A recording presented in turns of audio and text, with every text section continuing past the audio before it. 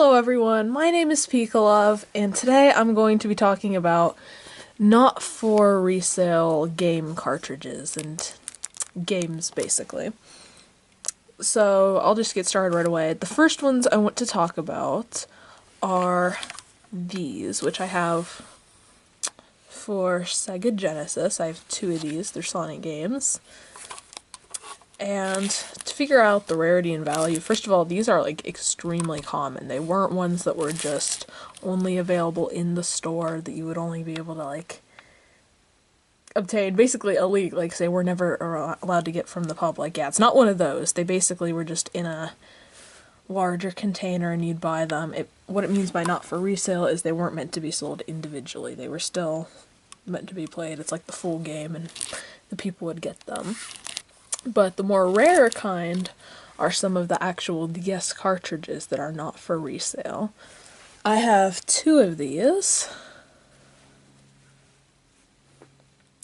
I have Pokemon Ranger Guardian Signs. Now this one is not for resale, and what it is, you can see on the back here, this is just the demo of the game that would be available in the store at, they call it the kiosk, where you would like play part of it.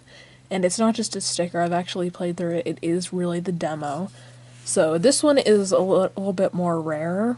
I'm not sure how much this actual game is, but it's more rare than other ones because the public was never meant to have it. With this, it's the DS download station, volume 14, there were a ton of these. Basically, you would go into a store and they'd have a bunch of demo games that you could like connect through your DS and play a portion of the game. And it still actually works, which is something really cool. It's got a couple different games on it, and one of them is Pokemon. Now, the rarest of all the cartridges is probably the event cartridges, mainly for Pokemon. I don't have any of those because they go for quite a lot. They've actually gone up in price. They used to go for like 20 to 30, 40, now they're upwards of 100, depending on what it is, because you could actually get these Pokemon through the cartridges if you set back your DS time. Yeah, there were a lot of these released from different times, and they were all different Pokemon. I think they stopped around X and Y because they started doing a lot of Wi-Fi stuff. So, they've pretty much stopped doing demo cartridges like this. They might still do a couple, but for the most part, Pokemon and things are done.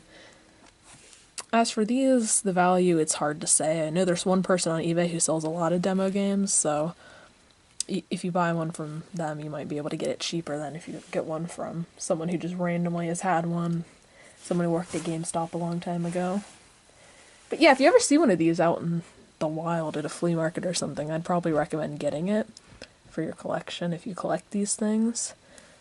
And they're just so neat to have. I mean, the fact that these, at least, the public was not really meant to have them, I think it's really cool. So, yeah, that's the end of it. Hopefully you learned something. Or not. That's okay, too. Bye.